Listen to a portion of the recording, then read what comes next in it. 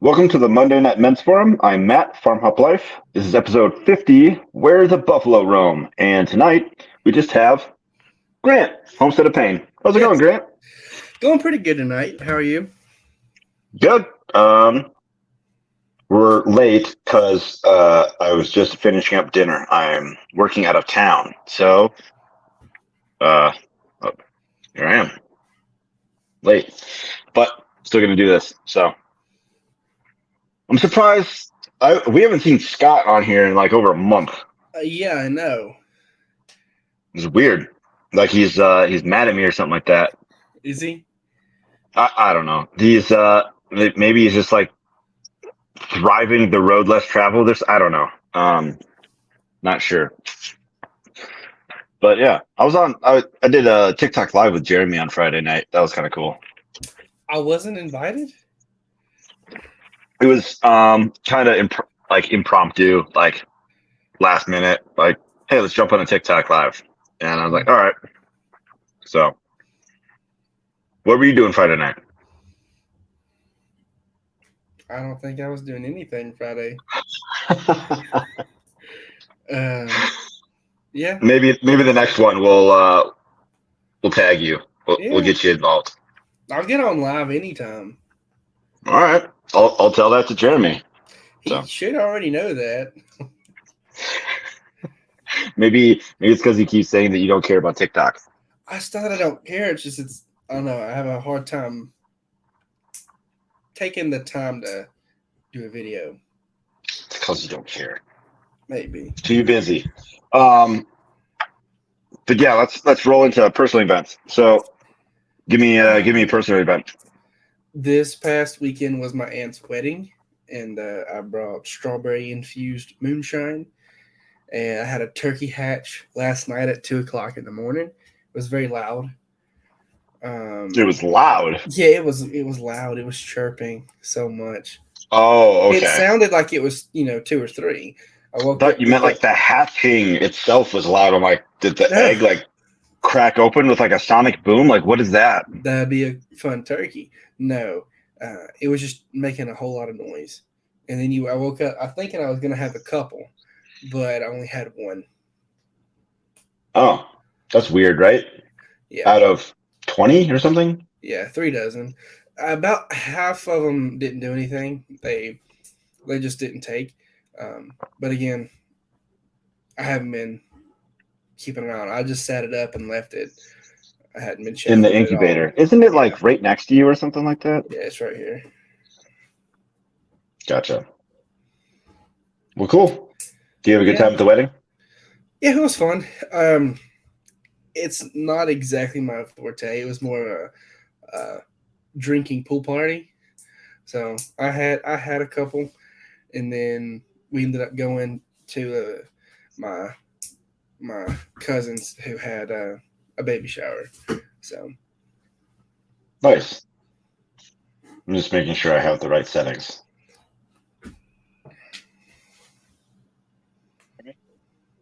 no,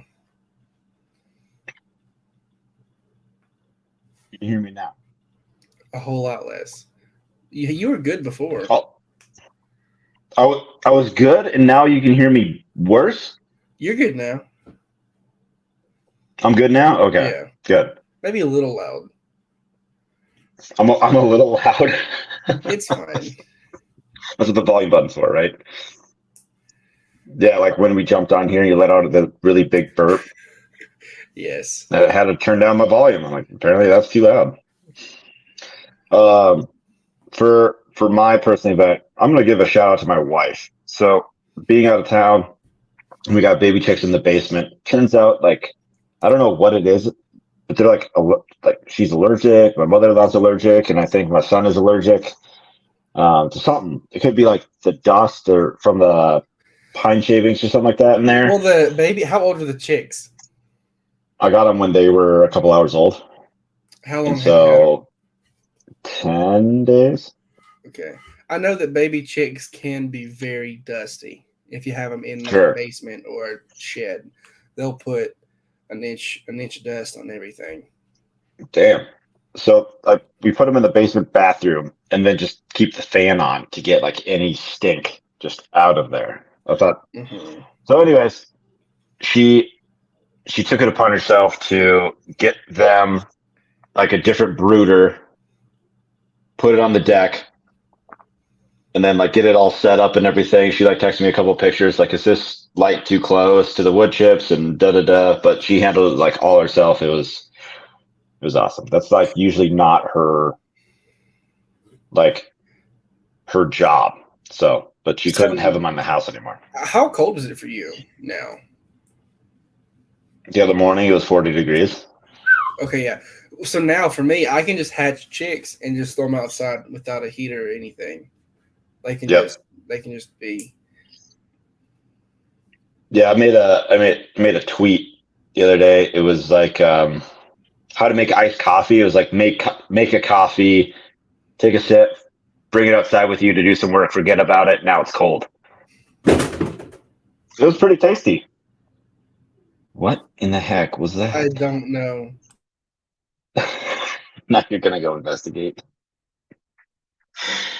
Um, the other thing I'll say is I threw up a video about the rock wall I've been working on. It's Yeah, done, good. finished. So I finished. I put up that video this morning. So people should go check it out. Um, yeah. So I didn't really understand the exchange you had that brought upon this topic.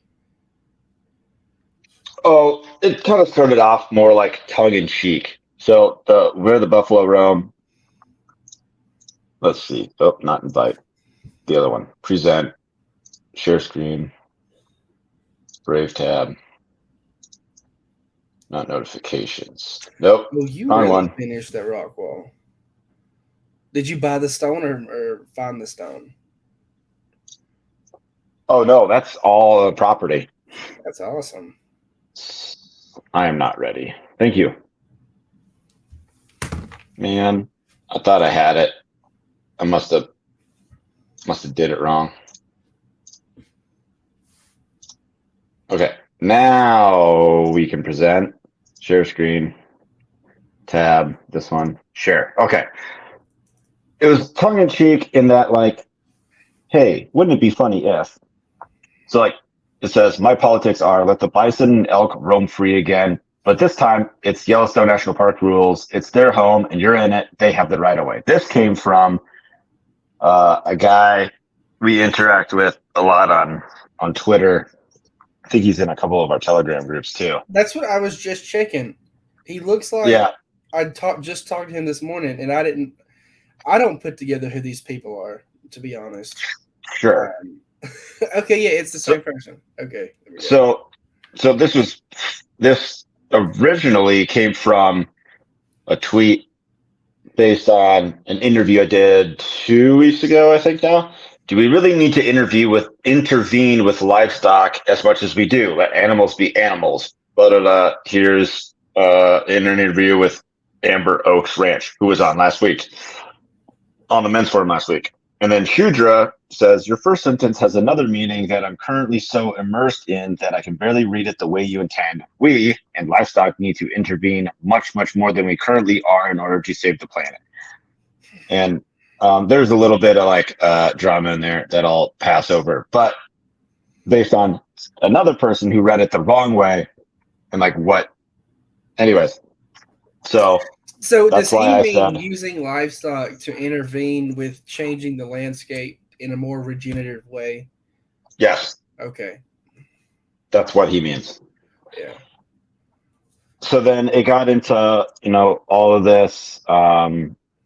Yellowstone doesn't need intervention since they got the wolves back, and I said, isn't that a form of management? I mean, let's focus on that for a second. Um, so like Yellowstone, they didn't have wolves forever. yeah. So what I will say about that is I have some very very good friends of mine in Idaho, avid hunters, bow hunters. They've been doing it forever. And she says since they've reintroduced wolves back, they've honestly caused more problems than they fixed. So I would say the letting because we have so much natural intervention as is, since it's a state park, you know, and then having all these lands that are private property, people run cattle through it, you know, however you want to look at that. I think trying to reintroduce something like wolves back into do the management, in my opinion, is stupid. I feel like you could do like sell, tags for a hunt and then use that and just go back into funding for the park instead of just letting it be wolves do their thing. I would say that they shouldn't have got rid of wolves in the first place, but also Yeah. like why would they like pick them up and like put them in there? And if you look at, if I'm not mistaken, the type of wolves they reintroduced and put back were the wrong type of wolf. It wasn't the, Were they really? I think so. Maybe specifically in the Oregon and Idaho region, they're not the correct type of wolf. Hmm. So It wouldn't surprise me that they I would do under something like that. I understand it from a point of conservatory, but considering you removed them from the landscape to begin with, then trying to put Hmm. them back into the land, it's not like you're trying to repopulate, the devastated bobwhite quail. They're wolves, people. Yeah, You know, like I think instead of trying to keep them out this whole time, if they wanted to come back into the park, you should let them come back into the park yeah. I wouldn't try to on keep their them. own. Yeah, trying to bring them in do through breeding and reintroducing them. I feel like that's a bit much. Yeah, two wrongs don't make a right. Yeah, because then you can overdo it, but then who keeps the wolves in check? You know that that's that becomes out of balance, and I feel like it would be fixed if you had it like here in Georgia. We now have a problem with overpopulation of deer because back like in the I think '60s that's and '70s. everywhere. Well, back in the '60s and '70s, there wasn't any deer in Georgia, and then Martha Berry went out to Texas, and then brought back some for our kind of region in North Georgia. Um, but then we didn't hunt them for a while, and then now there's a whole lot of regular, and they just gone crazy, and I don't think they've kind of updated, you know, their the hunting regulations to adequately follow um, the population growth because we're seeing a lot of problems with disease in some of them. Yeah, you've seen that a lot everywhere. Yeah, and but I would say specifically like if you're talking about the bison, bringing the wolves back to try to regulate them, in my opinion, is a waste of resources when you can just sell tags for a bison hunt and then use that again as funding. Because who wouldn't want to go on a bison hunt? Who wouldn't pay a couple $100s for a tag? You know what I mean?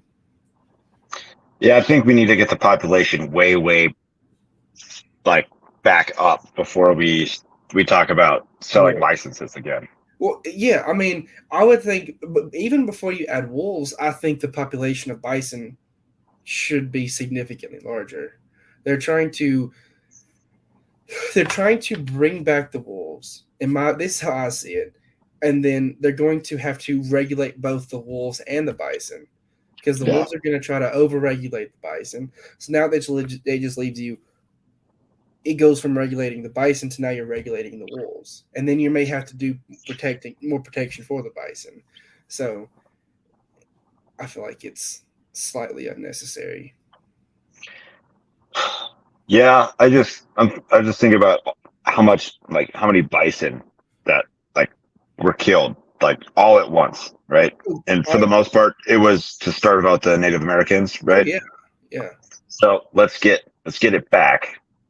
Let's bring those numbers back up to like 10 million plus. Well, you'll never get Then we that. can talk about selling hunting. Right. This is fantasy land, right? Yeah, but And again, that's only if they have a problem regulating the bison. Why bring back the wolves to regulate the bison? if there's not enough bison to be regulated. You know what I mean? Sure. Yeah. So they could have, even if they only did 10 tags a year, whatever they needed, fixing, they did. They specifically did that. And I'm not Yeah. saying everybody gets it. No, I'm just saying like if you have a specific number that need to be in check, then do a raffle every year for the specific amount of tags. Um, Take the sick ones. the sick ones, the old ones, and then do something with them. I just like the idea of having people having to stop their cars all the time, especially in like busy areas because bison are in the road. Like so, just yesterday, excuse me, it's open range here. I'm in. Are you talking about for I'm in like cows? yeah for cows. So like we're on our way back to the hotel, and I had to slam on the brakes because cow just decided to want to cross the road right then and there. Yeah. It would be cool if you brought that back with bison, but I think when it gets to private property rights and then wildlife, I feel like that's just gonna get messed up. I feel like it's gonna if you bring back 10 million bison, they have to eat something, you know. Yeah, And other than keeping Yellowstone at its capacity for bison and other livestock that live there, it's essentially what they are. They're wildlife game, but if they're managed by Yellowstone, you know, yeah. Josiah, who's been on the men's forum before a couple times, he said that I'm more of a Genesis. Let me start over. I'm more of a Genesis 126 kind of guy, but I understand the allure of rewilding things. I'd be okay with some bison and buffalo running around near me. And I'm like, what is that? My dog ate Genesis 126. What's it say? He said, then God said, let us make mankind in our image, in our likeness, so that they may rule over the fish in the sea and the birds in the sky, over the livestock and all the wild animals, and all and over all the creatures that move along the ground. I said, yes, let's manage them, but what level of intervention, to the point that they're free or no longer living as animals would? So like, okay. what So what what are you? it's a What big is your spectrum. question? It is. So narrow that down to be your question. Are we talking about? Are we going to talk about livestock, or are we going to talk about wildlife? Wildlife. um, I'm not. I don't know a ton about wildlife. So if you want to, let's talk about dove. So dove is a migratory bird. We have a set limit here. Last year, I think was or the year before that was the first year you could hunt at dawn. It hadn't been like that for the last 40 years. So instead of hunting new, you hunt at dawn. So we have a limit here. But say when those migratory birds get to Argentina, well, they kill them by the tens of thousands. You know what I mean? So they're pests because they will cover the skies. Just look up Argentina dove hunt. They don't you don't reload your gun. Someone just hands you a fully loaded one, and a guy next to you reloads that one, and then they just have huge grill outs with all, and they just feed the people there with dove. It Hmm. it sounds awesome. Um, but short of that, for me, deer are a huge pest in my opinion, specifically for growing a market vegetable garden or a market Yep. farm, anything like that. Even for my landscape or my flowers, just my landscaped yard. You know, when there are $3 standing at the end of the driveway when you pull in, you know, that to me that they're going to be eating my stuff. So that becomes a pest. So I'm just going to eat them all and not tell anybody. So they won't be a pest for me until they learn that don't eat my hostas. You know, they're gonna. That's how I see it. I don't necessarily Sure. see it as management. Um, I'm That's a not form of saying management. it is. I'm not saying, but again, if you look at the people, in my opinion, who hunt nowadays versus people who don't, and you look at the expansion of metropolitan areas, you know, where do you do that? Because you're driving down at 5 o'clock at night and a deer just walks across the road. You got to stop or you hit it. So I don't really know the answer to that. Yeah, yeah. Have you eaten roadkill? I have it, but I would. Depends on how fresh it was, but I would. Well, yeah, I mean, yeah, Like if it just got hit, like I coming up within like 10 minutes, 10, 15 minutes of it getting hit, I'd take it. yeah. I mean, I would. The only problem would be the quality of the meat because it probably got just hit by a truck. Yeah, you I might have may, to throw the I may, shoulder away or something. I'm just no, I just turn it into dog food. Yeah, yeah. I don't have dogs, but yeah, Use the bones as in stock and broth. Um, sure. make soups. But other Yeah, than you could that, do that. So I guess the other one was like elk, right? hmm They used to have elk all the way up. I don't think it was up into Alaska, but it's definitely like up in like Vancouver, all the way down to Georgia, actually. yeah, Like it yeah. covered most of the United States. Man, wouldn't it be awesome to see more elk? I would say absolutely. But say because if you and kind of onto that, like 300-400 years ago, if you look at the landscape, most of the United States, southeastern United States, used to be plains, open fields, like Yeah, savanna plains. Then you have your post oak trees here and there, but everything else would just be kind of grasslands in certain areas. Kind of specifically where we are in like northeast Georgia and northwest Alabama, that used to be kind of plains, just right at like the base of the Appalachian Mountains. So there would have even been bison down here, yeah, and that'd be cool to see. But I just don't think it'll ever happen unless there's a significant breakdown of everything that prevents, probably. you know. But no, yeah, I would. It would be great if you had. I wouldn't even care to hunt them, but just to have them back down here would be cool. Yeah. And I There's know I feel like go I ahead. I feel like I've seen one a couple months back because it was like 2 to 3 times the size of a normal deer. It was huge. Yeah, they're huge. It was. Where I'm did like, you what, in Georgia? yeah, I was dumbfounded. I was sitting in the I was You sitting in saw the this back in Georgia? I was sitting in the back seat. We had the windows down. We were just driving. It was in the middle of the pasture, and I just stopped, and I was dumbfounded. It was huge. It was. I mean, I would say would have been a horse, but it had antlers. It was a horse. You know? But it was much larger than any average deer we get here because our deer here don't get that big. Yeah, they're definitely 3 times the size. I was trying to find there's an elk herd, like just one herd in Colorado. I mean, Colorado has like 300,000 elk or something like that. This one herd is has like 20,000 elk in it. Isn't that nuts? See, if you want to talk about like redistribution of, why don't you just take that elk herd, take 1,000, take 1,000 elk, get a ratio of, you know, bucks and does, and then just turn them loose in a different state. Bulls and cows. Bulls and cows is out there for elk. Yeah. So, you know, why don't they just do that? That seems really simple to me.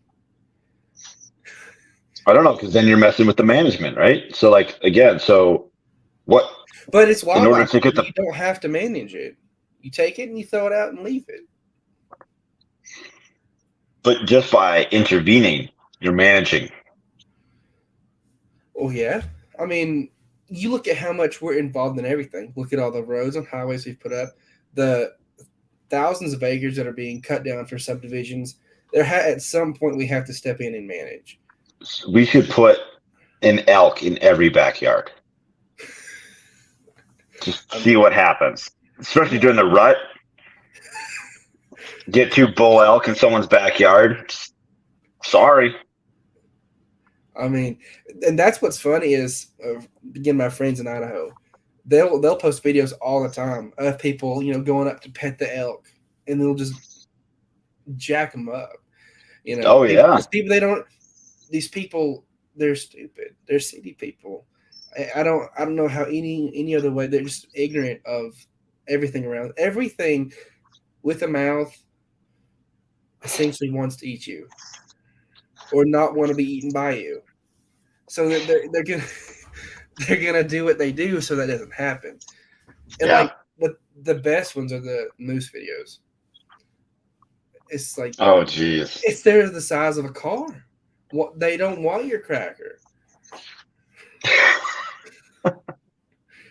No, they moose definitely wanted to just be like left alone. Hmm. And if you don't leave them alone, they'll just mess you up. Yeah. There was I got back when I was early 20s. We saw a moose and I went over like on the other side of these bushes from it. Like the bushes are probably like 12 feet tall or something like that. And it was like munching on the bushes. But it could definitely see me. It definitely knew I was there. I was way too close, and I got very lucky that it just was like, you know what, like this kid, right, and just like stomp on me.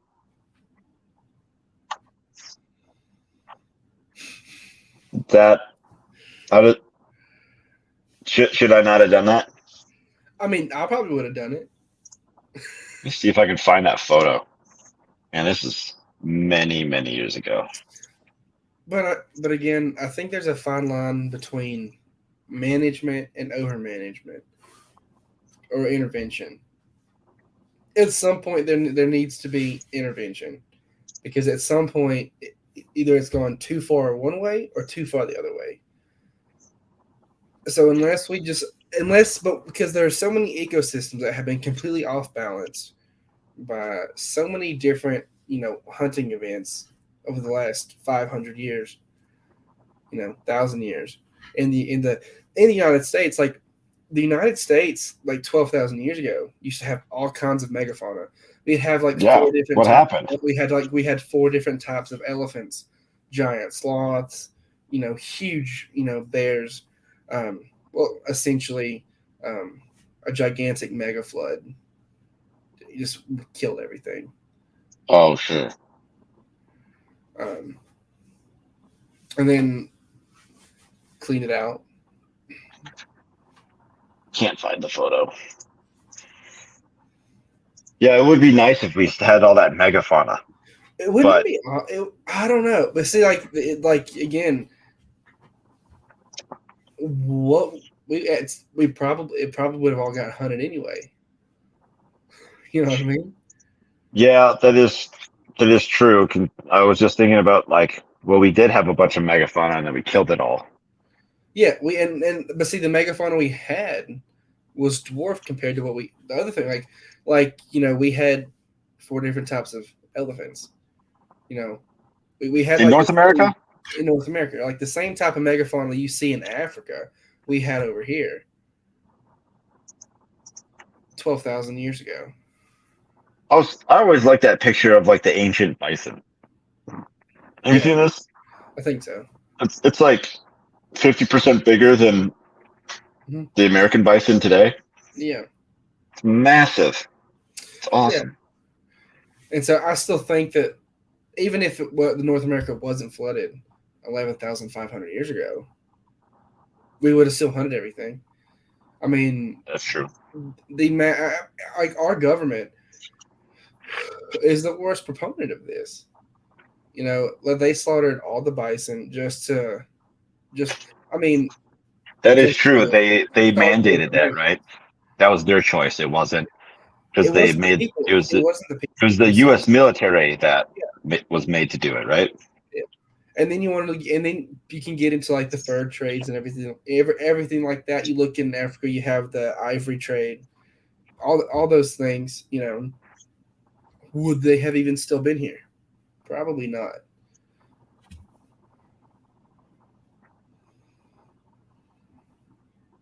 Would what have still been here? The gigantic megafauna we had. Oh, you don't, even if we didn't kill it all, you're wondering if it would still be here? Yeah, I don't. I think even if it didn't flood, everything would still have been killed off at some point. Because Yeah, maybe. as the development of the you had the colonies and as the development of the nation afterward, spanning west, there was a lot of development and a lot of use of grasslands turned to croplands. And there would just be not enough forage for elephants and gigantic sloths that are 12, 14 feet tall. There wouldn't be enough forage for them. There wouldn't be enough for them to eat as the whole nation, specifically now, as it's been developed. We might have a handful of groups of them all across the West, but other than in zoos, I don't think we would have them. I don't. The competition for food would have been too great as development expanded. It is true. Because if like the bison were twice as big, and the only ones that left were it was the smaller ones that needed less food, smaller fauna. They could subsist off smaller vegetation instead of the greater that we had larger vegetation. If that makes sense. Well, but everything manages itself at some point. So the bison that were the big ones, right? The massive ones. I forget the name. There must have been at some point, like there was enough. There was enough for them to Yeah, sustain themselves. And then, if in times of like, let's say a drought or a flooding, so it's either too much water, too little water, some of them would die, yeah. right?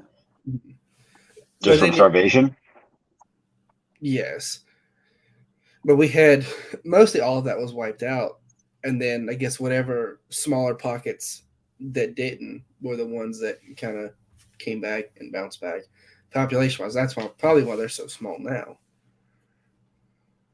Sure, the genetics of the smaller ones Yeah, took off exactly. over the Just larger ones. Yeah, I can yeah, see that. Yeah. and then again, the large ones. That's the thing. Larger animals require the same amount, if not more amounts of food to sustain themselves. So again, like I had said, even if all we had all those things, like all our because North America had like its own saber toothed tigers and its own saber toothed Yeah. cats and everything. Even then, well, those say I guarantee you all those would have been hunted out because that's threat to livestock. I mean, the English would have probably gotten rid of all those when they started the colonies, and then on top of that, the Native Americans would have, I think they would have been able to just scalp off the top, essentially, like they did for a long time. Right. But again, as we developed the country and all the land, the prairie and everything became subdivision after subdivision after farmland. I just don't, there wouldn't have been enough food to maintain it. And I feel like they would have spindled fast. There's a lot of crossover of like the same ideas could be applied to people. It's kind of scary. Yeah. Anything specific? Um, I mean, everyone's talking about how, you know, can't feed the world type of thing, too many people, just that. Now there's like this latest, it seems like a troll of having stir fry rocks. Have you seen this?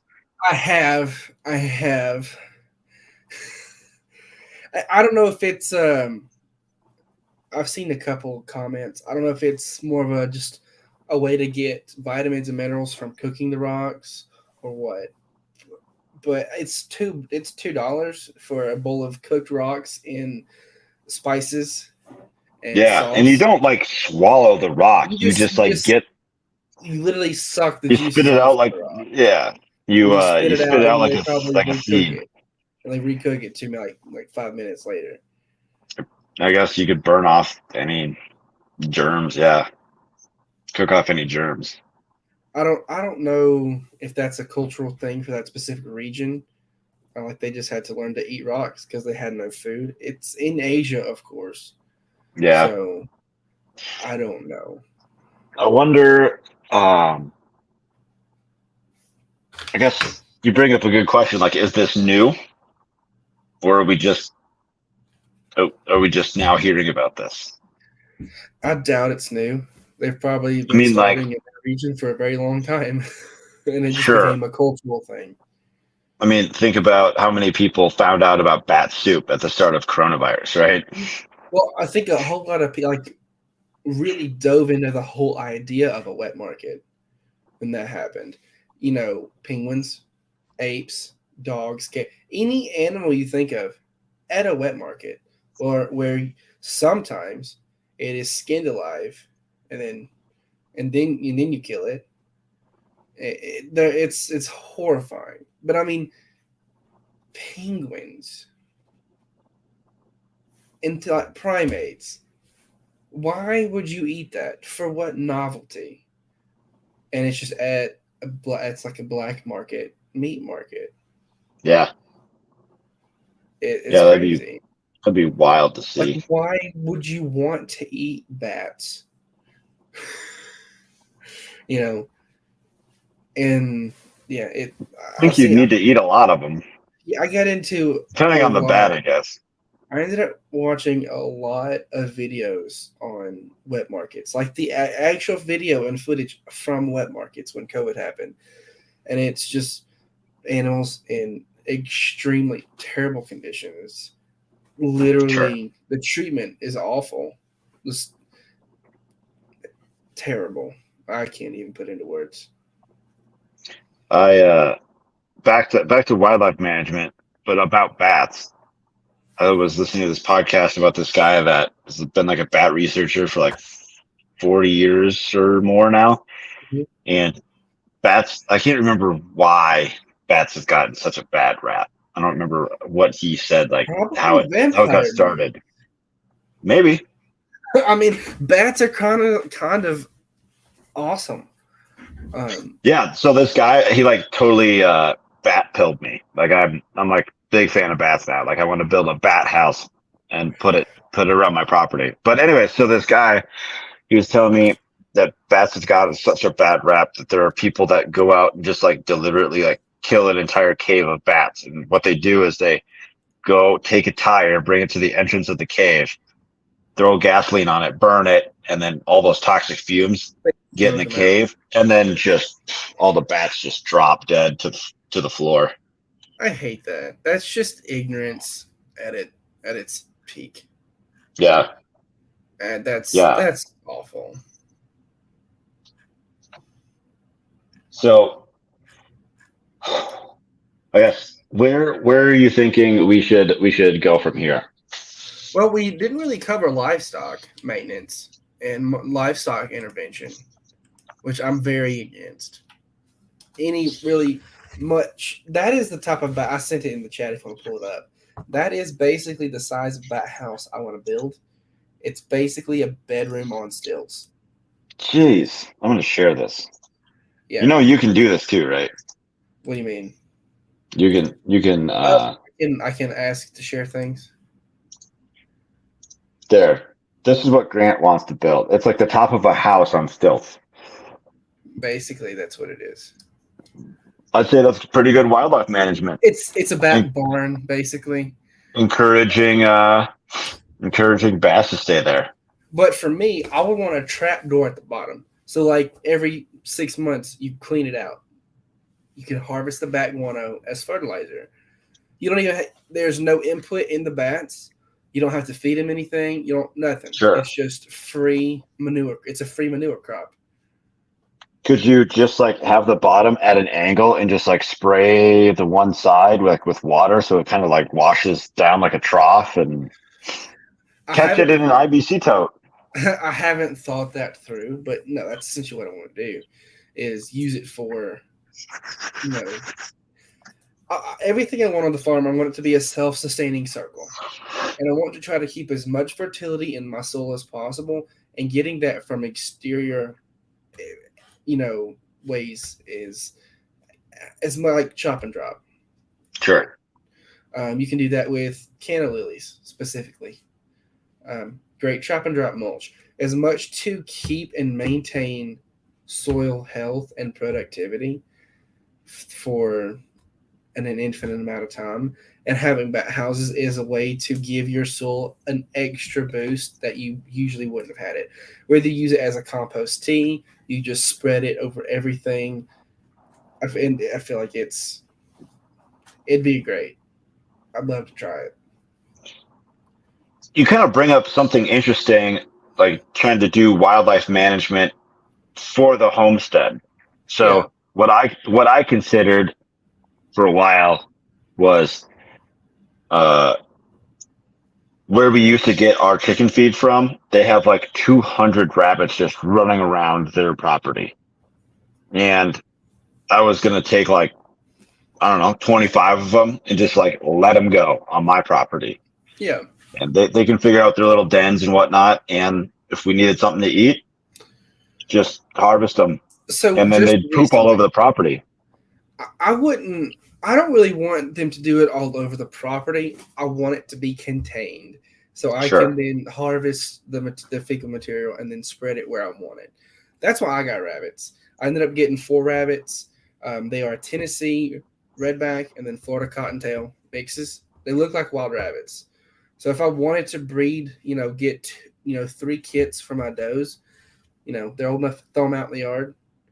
Then I could do that. I could spike the rabbit population. Do I want to? I don't know. Will all those dozens of rabbits end up in my garden and my market crop?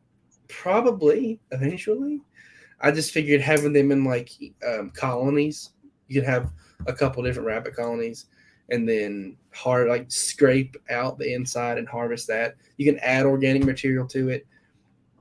You can essentially forage all of your rabbit's food, Yeah. all of it, specifically during spring and summer. And if you take that forward thought to like your greens, like in like your Swiss chard, and maybe sun dry that out in the sun, get leaves. You can essentially make your own hay for them. But also in fall and spring or fall and a little bit in the winter, you can still grow greens. You can just grow their food all year round with minimal input. Like mimosa trees. Mimosa trees, their leaves are great for rabbits. They love them, and they're Hmm. very high in protein. There's a guy I've been thinking about getting on the podcast just because of how he does deer management for his property. So he's in Iowa, Mm-hmm. and he's got like this whole company that sells like protein shakes and stuff. It's pretty good. I buy a bunch of it. But his what he really likes to do is go bow hunting, and he bow hunts everything all over the world. But where he's at in Iowa, he'll take like a skid steer and do this and that, shape the property like this or that, plant over here, plant over there, put a ground blind here, put a ground blind there, camera, and he just tags these monster bucks like every year based on this like this setup that he's got on his property, and like it'd be interesting to know how he does that, how he encourages the deer to come there every year. I mean, that's interesting to know. I don't have any desire to hunt deer. I wouldn't want to set them up to come to my property. I would want them to stay away because I intend to just have all of it used for something specific. And they don't really have any room in my plan because I don't want them to eat everything. I mean, if you're planning, shouldn't you plan for wildlife to be a part of your system if it's a good system? Oh, I mean, you could, but most of the system is just going to be leave it. You just develop it, and maybe once it's developed, yes, sure, I don't care. But during those early development stages, a deer could come through and strip a peach tree Yeah, that's and why I fenced all mine off. over. Yeah, you can fence them off, um, but that's going to be. But even when you start getting into planting your landscape specifically with beneficial plants that are but like native and stuff like that, I don't really want them to kind of get in the way because they're getting in my way. It's different. I'm looking for to just grow it and establish it, and I just assume because to me they're a pest as a market gardener and a even like it's just unnecessary fencing to keep them away. If you can fence off your perimeter, they can stay away. You you know, and that might be a little bit too harsh of an opinion or mindset to have. It's just I I would rather have more small game, like again rabbits, squirrels, and quail, than things like deer. Hmm. Yeah, so I like having deer around sometimes. Depends on what they're getting into. Like Exactly. last last year when they were getting into my chicken feed, they jumped the fence and were eating right out of the chicken feeder. Didn't care that I threw rocks and hit them both right in the head. Um, they came back, and then so I had to figure out something else.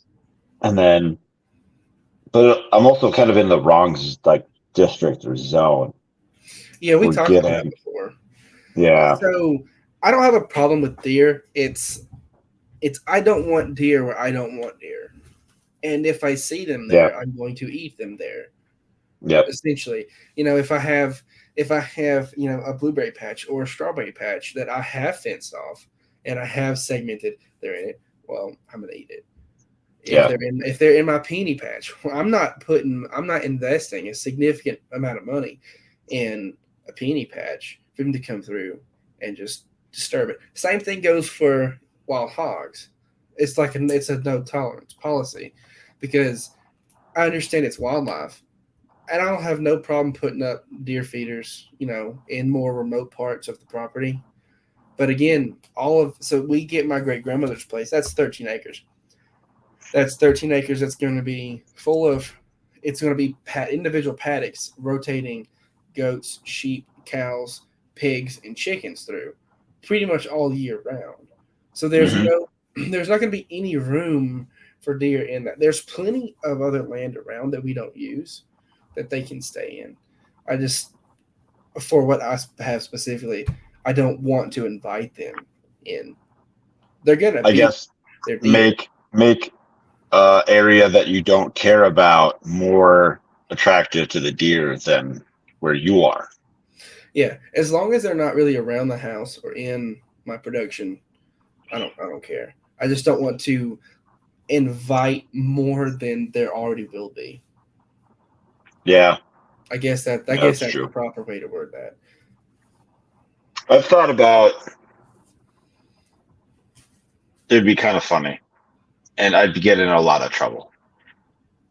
But I thought about getting a bunch of like guinea hens and letting them go into the woods to eat all the ticks, Do it. and then Do it. Who's gonna stop you? Get 100 of them. Let them go. a Who's gonna stop you? game warden or something probably. Like Look at your county. I don't think you could do that. You know, look at your county laws. If there's nothing against it, then nobody's gonna know. How, nobody's gonna know. The other thing I'd like to do But would would they be live through the winter? I don't know. See, the winter might just take care of it. But that's a lot of issue you can do. Like for me, we had a really bad problem with fleas, and I just ordered 50,000 ladybugs, and then they took care of our flea problem in 2 days. Not a single flea left anywhere. That's crazy. Yeah, I didn't know How much? ladybugs. How much are 50,000 ladybugs? How much is that? So I bought them in late summer. So I got about 1,500 for $1.50. So then I just ended up buying 50,000. It was like $45. No way. Yeah, That's it was. crazy. It was crazy because when you let go 50,000 ladybugs, it's 50,000 ladybugs. Do you have video of this? No. What? Yeah, I did this before I even met you. Well, you were taking pictures before you met me too. Yeah, I didn't video anything. I'll probably do it again this year. But again, it was so bad. I walked outside in the back pen, and I stood and counted. There was 400 fleas on each leg. It was a ridiculous. It was insane. Where are all It these was. fleas coming from? I don't know. Why are you bringing Probably fleas home?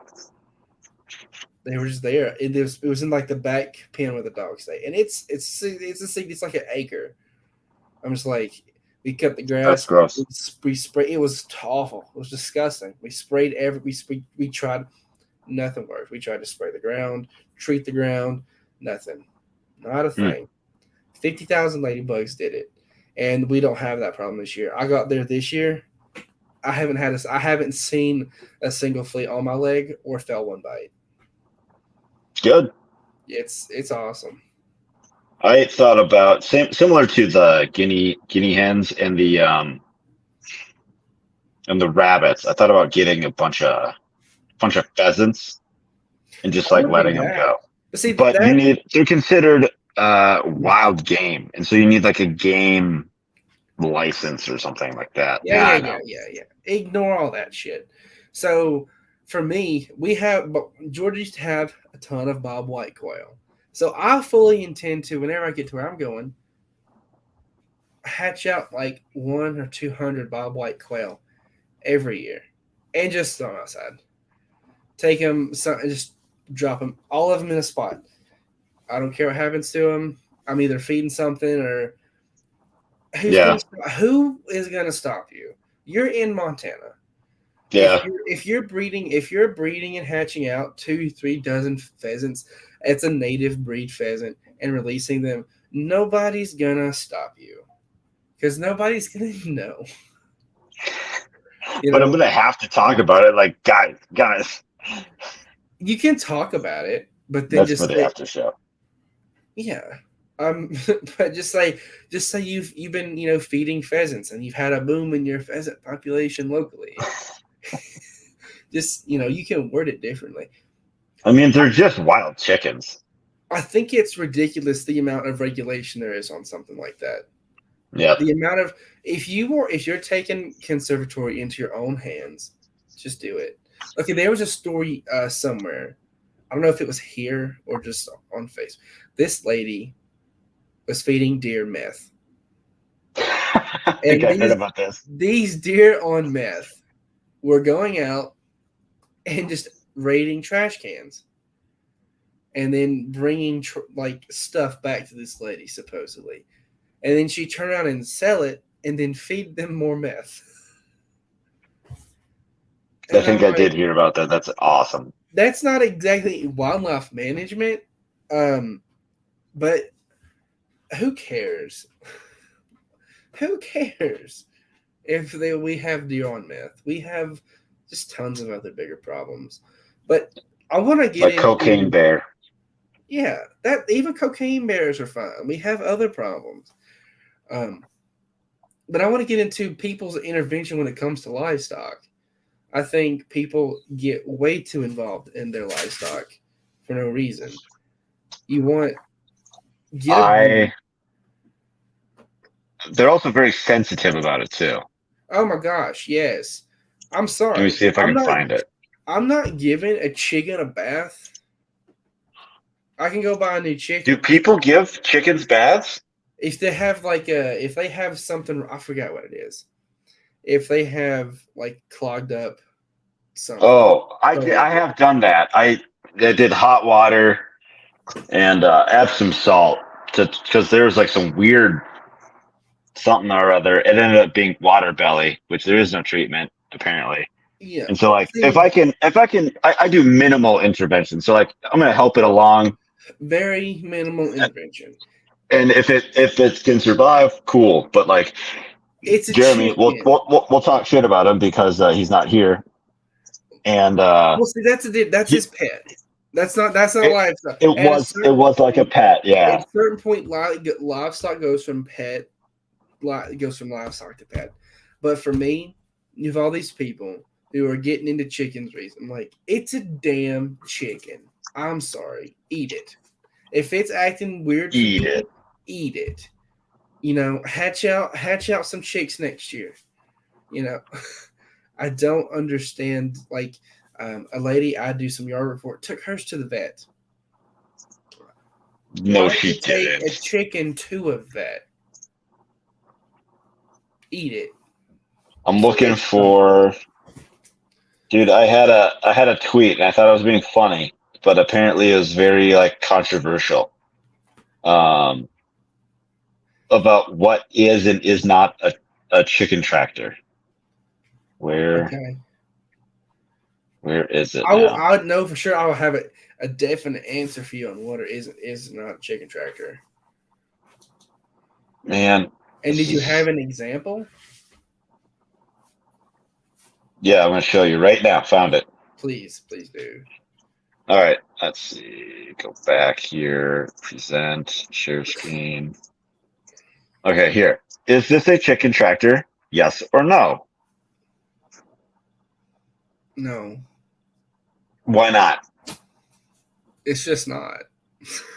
Okay. Can you tell me why? Yes, it's a circle of wire. It's got listen. It has no structure. It has no any sort of foundation. So That is say not a requirement for a chicken tractor. You just have chickens contained in an area that you can move. That's a chicken tractor. no. That's a temporary pin. If you were to put So that on put a cut up 2x4s and frame it at the bottom, yeah, that's I just don't believe that's a chicken tractor. borderline cruel, I was told. I mean, No, they have grass. It's not like they're starving or nothing. it's cruel. I don't think Padre that's allows it. I don't think it's a chicken tractor. I just don't. It's just a temporary pin. Chicken prison, Agora said.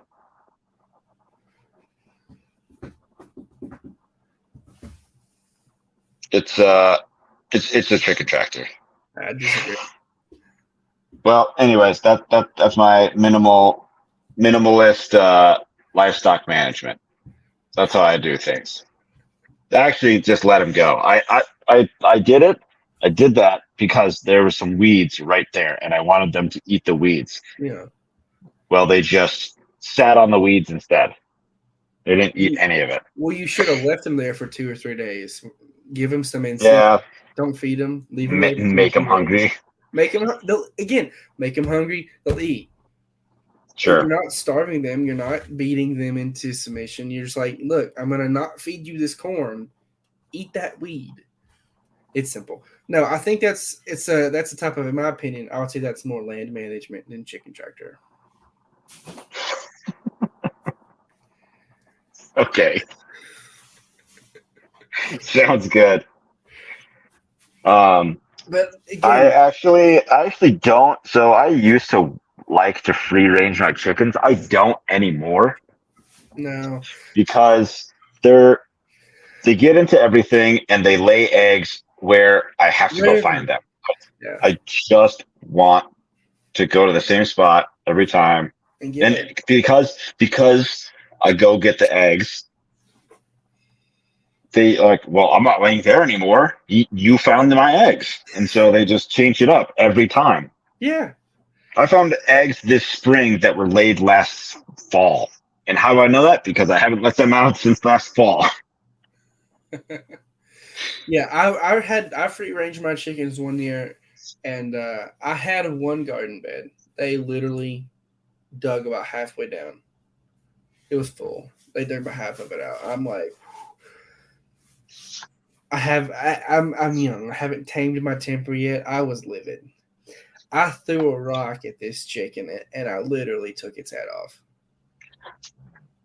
I didn't even expect to hit the chicken. I was just throw it near the chicken skirt. Nope. Yeah. That's really funny. What happened to a chicken? It died. I mean, I hit Well, it. okay, did it run around like without a head? No, it just flopped around for like just a little bit and then just no more. I ended up throwing. Whoops. I ended up feeding it to something. I'm just like, I can't let them out anymore because again, like deer, they're when they're where you don't want them, they're a pest, like a weed. If it's a plant where you don't want it, it's a weed. So, I feed them well, I house them well. And then I had a lady who I do some work for who also has chickens. She thinks like. So for me, I'm simple. They're chickens, people. Mm-hmm. They can live outside just fine. I put my chicks outside. I just put them on the ground. When I have a broody hen and I'm hatching inside, and I had a broody hen with 32 chicks one time walking around the yard. That's so many. She was a boss, and they were at different stages. This tall, this tall, this tall. Just all different, and she just had them all year. She took care of them. A couple would go missing here or there. That's fine. I didn't have to take care of them. Survival of the fittest. Hands off. When it gets into like cows and goats, so get a breed that is good for your location. Yeah, That's good for your climate. And then make sure it gets enough nutrition, minerals, vitamins, everything. You'll be fine.